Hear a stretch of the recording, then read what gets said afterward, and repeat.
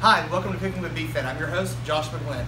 And on this week's episode, I have no clue what we're cooking. So I've been extended a challenge by our Director of Client Services. She went and purchased the groceries. I have not looked in these bags, I promise. I have no clue what she bought. I didn't look at the receipt. You're going to see me open this on camera because you know I'm a pantry chef and I love to cook with what I have on hand. So we're going to pretend this is something that I had in my refrigerator or in my cabinets, and we're going to make a meal for four. Let's get started. Alright, so in our first bag we have some apple cider. So this is real apple cider, sugar content. So yeah, this is the good stuff. Okay, we have some Brussels sprouts. I love Brussels sprouts. I kind of get where I'm going here. Chicken thighs. These look to be skin on, bone in chicken thighs. Okay. Okay, we've got some raisins, some dried cranberries. I've got some thyme. We've got a sweet potato. We have an onion, our second sweet potato. We've got some apples and some stone ground mustard. So I've got two types of apples here. Okay, so I'm gonna get a few minutes to get some pans and stuff together and think about what I'm gonna make. Okay, so I took the last 3 minutes and kind of wrapped my head around some stuff. So we're actually going to one-up Chris. We're not only going to make a meal for four, we're also going to make a dessert for four. So we are going, I'll just explain it as we go. We're going to saute some Brussels sprouts with some sweet potatoes and onion together, so I have a nice little saute. We're going to take some, I had this in my pantry, so I wasn't allowed to use anything in my pantry. So some honey. So we're going to make like a honey Dijon sauce with apple cider. Just stay tuned, follow along, and let's get cooking. Alright, so to get started, I've already peeled my sweet potato. We're going to kind of try to chop this pretty small, but still big enough to where it has some texture. We want it to cook quickly. And we're just going to cut these up, dice it up.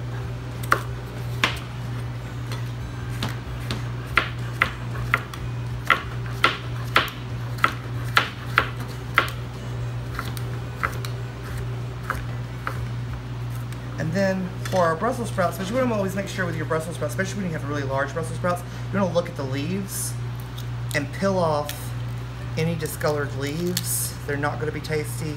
They've turned bitter.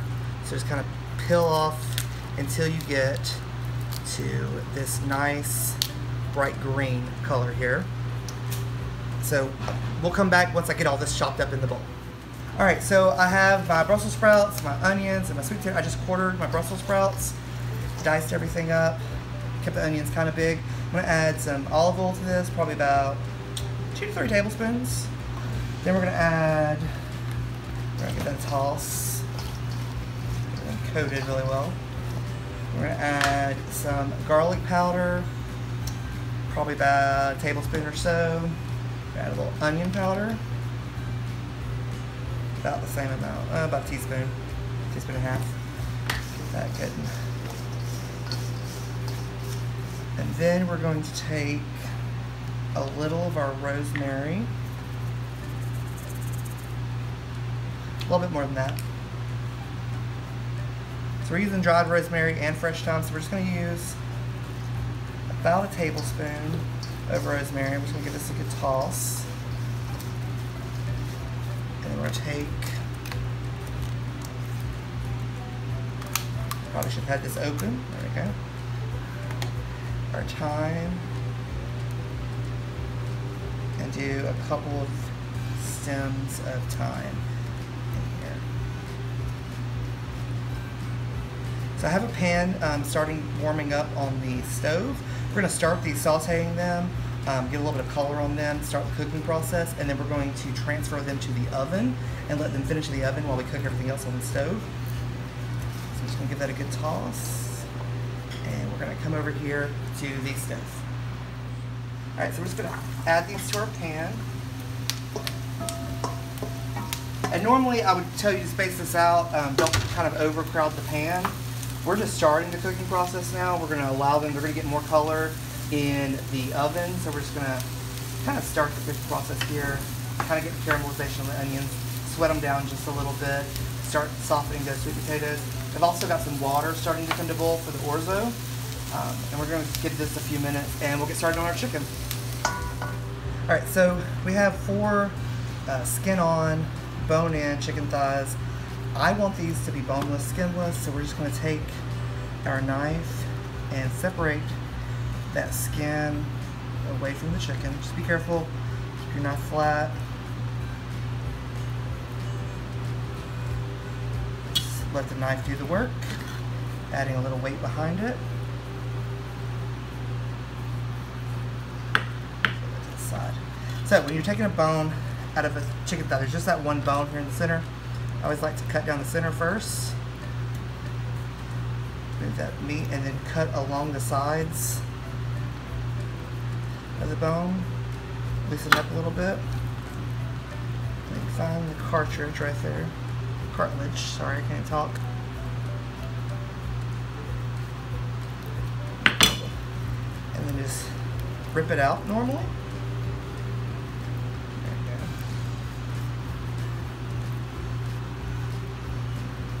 Then you have your nice boneless, skinless chicken thigh. What we're going to do with this, I've taken some panko breadcrumbs, threw them in the food processor just a little bit to get them to a finer grit.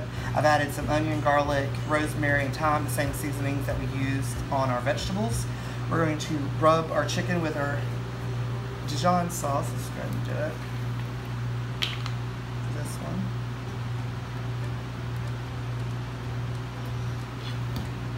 You can tell we were not prepared. This is real and live. Well, not live. Let me see this smart. So we're going to take our stone ground. Going to do both sides of this just a little bit.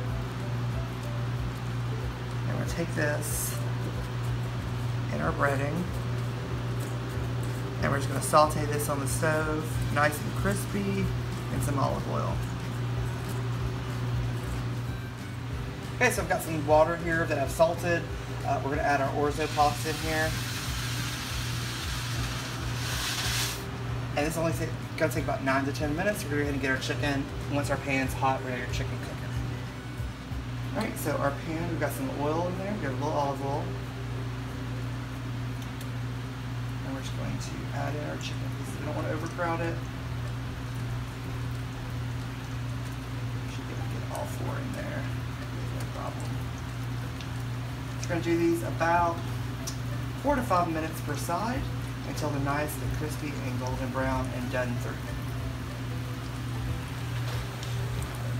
Alright, and so since I was so confident, we're going to make a dessert as well. And I just had the thought that I think we're going to use the cranberries in our dessert as well as in our pasta. So we're just going to peel our apples here. This peeler will be, cooperate with me. We're going to slice these up. So once I get these peeled, we'll be back. Alright, so I have the apples that I have sliced in here. We're going to take some cinnamon that I did have in my pantry. And we're going to be liberal with this. We're going to take some brown sugar, again, from my pantry. And we're just going to save some of the brown sugar because we're going to make a nice like caramel sauce in the pan. We're going to take this. We're going to cook these on the stove to start tendering them, to get them tender, and then we will finish them off in the oven with a nice whole wheat crumble. So stay tuned. Alright, so we have about half a stick of butter in here that we're then just going to take our apples. We're going to saute the apples until they start to become tender, and then we're going to top them with our whole wheat crumble and throw them in the oven. So let's make our whole wheat crumble now. So we have our whole wheat flour. I'm just using the same bowl I used the apples. Less dishes to wash. We're going to add some more cinnamon in here. We're then going to add in some of our brown sugar. Probably about half a cup. Then we're going to add in a stick of butter. This is not my healthiest recipe, but again, moderation, people, moderation. This is room temperature soft butter. We're just going to take it and we're going to crumble it all in together. And if you need to add in some more butter, just do. You just want a nice crumble. so you can throw it on top of your sauteed apples. So once your dough becomes where it kind of sticks together like that, where it crumbles apart really easily, you are ready. So we're just going to set that aside while we wait for apples. Okay. So to our apples, we're going to add a little bit of pure vanilla extract. And we're also going to throw in some of our apple cider. Probably about a cup. And we're going to let that reduce down just a little bit and thicken up, and then we'll crumble it and throw it into the oven. Alright, so we've come to a boil with this. It's starting to thicken up a little bit. We're now going to add in some of our cranberries. This is going to give it a whole, like, another level of flavor. And if you wanted to, you could definitely not cook it on the stovetop first. You could just throw it straight in the oven if you had more time. It's just going to take a little bit longer. We're just trying to speed up the process. So we're going to take our crumble and we're going to crumble it all over, throw it in a 400-degree oven until the top is nice and golden brown.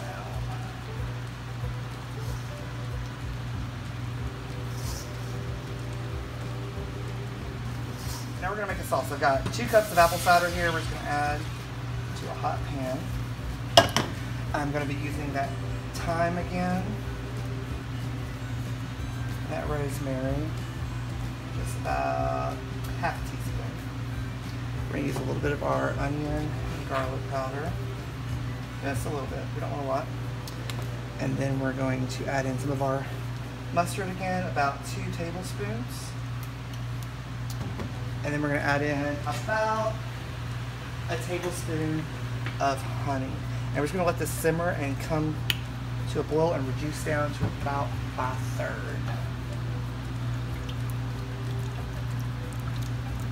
Alright, so with our orzo, we're just going to add a little bit of olive oil, keep it from sticking together.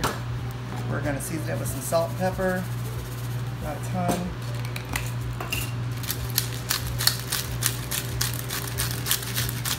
Probably a little bit more than that. We're going to go ahead and throw in our raisins. What's left, I'm just going to give it a toss. This is going to just give it a nice like sweetness with the salty of the chicken and everything, so it's going to be a nice addition. So after I did this, I had an epiphany. We're just going to make this a fall vegetable orzo salad kind of thing to go with the chicken. So we're just going to take our roasted vegetables that we did, the sweet potatoes, the onions, and the Brussels sprouts. And we're going to throw them in here and toss it with the pasta. Serve the chicken on sauce with that nice apple cider sauce. It's going to be delicious. Here and then zoom down here. Alright, we are done cooking. Let's see what we made. So we have our harvest orzo pasta, as we're calling it. I'm going to plate this up. Just really get a mix of vegetables and pasta there. Okay. And then we have sliced up some of our chicken here. I'll throw that on top. And then we have our sauce that we made, which is delicious. And we're just going to drizzle that over the top. Let's present it to the judges. And last but not least, our apple crumble. The apples are nice and tender, but still firm enough that they have a good little bite to them. This would be great with some ice cream or whipped cream, but unfortunately I did not get that in my basket. Hi everybody, I'm Chris. I'm the one who presented Joshua with this challenge. This is definitely not where I thought he was going to go with this. I thought it was just going to be a one-pan easy meal, but he also made a dessert, which is very surprising. I only spent $20 and I had hoped to feed 4, but it looks like this will feed definitely more than 4. But I'm going to try to get a dessert that I did not expect and see how it goes. What is this, cranberries? Mm-hmm. Yeah.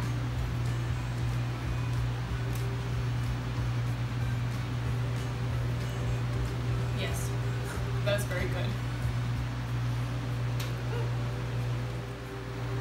Alright, so we're about to taste Josh fall harvest orzo pasta in chicken thighs. It smells great.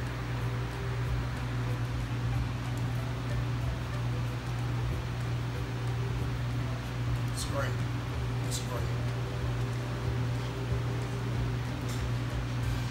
It's just great. And I don't even like chicken thighs.